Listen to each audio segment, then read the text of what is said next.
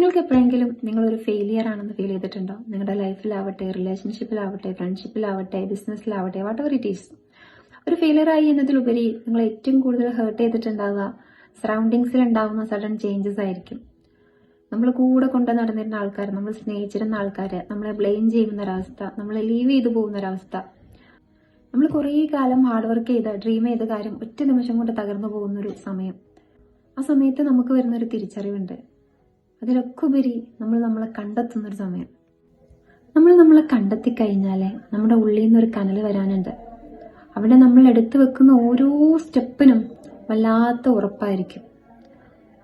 നിങ്ങൾ ലൈഫിൽ ഒരിക്കലെങ്കിലും ഒരു ഫെയിലിയർ ആയിട്ടുണ്ടെങ്കിൽ സൊസൈറ്റി പറയുന്ന പോലെ, അല്ലെങ്കിൽ നിങ്ങളുടെ സറൗണ്ടിങ്സ് പറയുന്ന പോലെ നിങ്ങളൊരു വീണു പോയവൻ മാത്രമല്ല, ഒരുപാട് പാഠങ്ങൾ പഠിച്ചവനാണ്, ഒരു സ്ട്രോങ് ഹ്യൂമൺ ആണ്.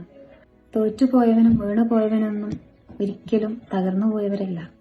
അവരാണ് ശരിക്കും ഏറ്റവും സ്ട്രോങ്ങസ്റ്റ് ആയിട്ടുള്ള ആൾക്കാർ. തോറ്റിട്ടുണ്ടെങ്കിലേ നമ്മൾ വിജയിക്കുള്ളൂ. വീണു പോയിട്ടുണ്ടെങ്കിലേ നമ്മൾ അവിടെ നിന്ന് എണീക്കുള്ളൂ. അപ്പോഴേ നമുക്ക് സ്ട്രോങ് ആയിട്ടുള്ള ചവിട്ടുപടികൾ കെട്ടിപ്പടുക്കാൻ കഴിയുള്ളൂ. Actually you are not a failure. You are a human with strong wings.